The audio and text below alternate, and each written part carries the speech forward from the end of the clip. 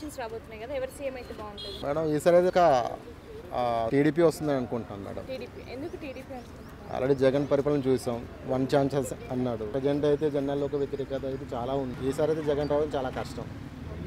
Sir మరి కూటమితో రావడం మీకు ఎలా అనిపిస్తుంది? మంచిగా ఉంది కదా కూటమి అంటే ఇప్పుడు జనసేన, బీజేపీ, టీడీపీ బాగుంది. కూటమి వల్ల ఉపయోగం ఉంటుంది. మరి అంటే చంద్రబాబు నాయుడు గారు చూసుకుంటే 40 years ఎక్స్పీరియన్స్ ఉంది అంటున్నారు, సింగిల్ ఎందుకు రాదు? సింగిల్ అంటే మేడం, సింగిల్ అని కాదు, కంపల్సరీ ఎన్డీఏతో కూటమితో వస్తున్నారు కనుక ఒక మంచి రిజల్ట్ ఉంటుందండి. ఏమంటే జగన్ లాంటి వ్యక్తిని గద్దె దింపాలంటే కంపల్సరీ కూటమి కంపల్సరీ కావాలి. ఏమంటే ఇప్పుడు ఆంధ్రప్రదేశ్ పరిస్థితి ఎలా ఉందో మీకు తెలుసు.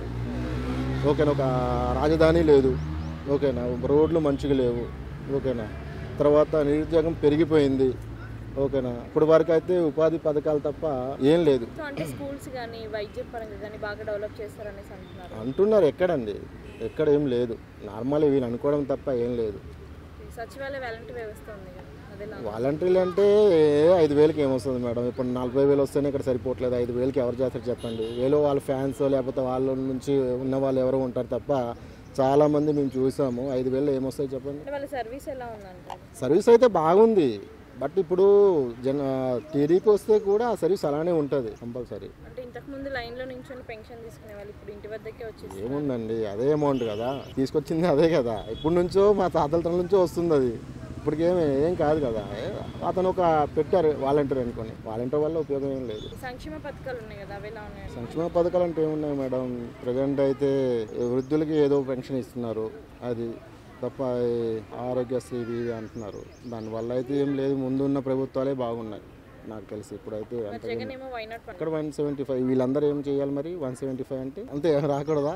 175 అన్నారు ఎవరో, 175, 170 రావాలి కదా అనుకుంటున్నారు. ఆ 75 వస్తుంది ముందో చూడండి. వాళ్ళు అంటున్నారు 100 కంపల్సరీ అండి. పిఠాపురం నుంచి ఎమ్మెల్యేగా లక్ష ఓట్లు అన్నారు కదా, 1,50,000 ఓట్లతో గెలుస్తారు పవన్ కళ్యాణ్ కంపల్సరీ. చంద్రబాబు నాయుడు గారు సీఎం అయితే ఎలాంటి మార్పులు చూడొచ్చు ఏపీలో? బాగుందని ఇంతకుముందు చూసాం కదా మేడం. చంద్రబాబు నాయుడు ఏమంటే ముందు చూపున్న వ్యక్తి, ఓకేనా. జనాల్లో కూడా మంచి చేసిన వ్యక్తి, ఓకేనా.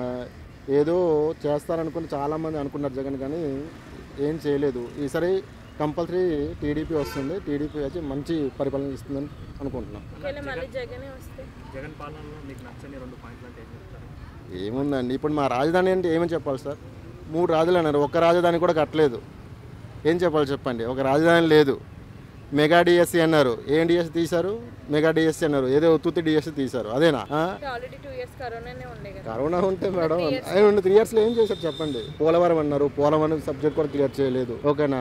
3 రాజధానులు అన్నారు, ఒక్కటి కూడా లేదు. ఇప్పుడు ఏదో వైజాగ్ అంటున్నారు, అది కూడా కన్ఫర్మేషన్ లేదు. అనేస్తే అయిపోతుందా? చేయాలి కదా. చాలా మంది నిరుద్యోగులు, చాలా మంది waiting. Please subscribe Pragya media. Please like, share, subscribe to Pragna Media. Pragna Media, please do like, share and subscribe. Please subscribe to Pragna Media. Please like, share and comment if you like the video. Pragna Media.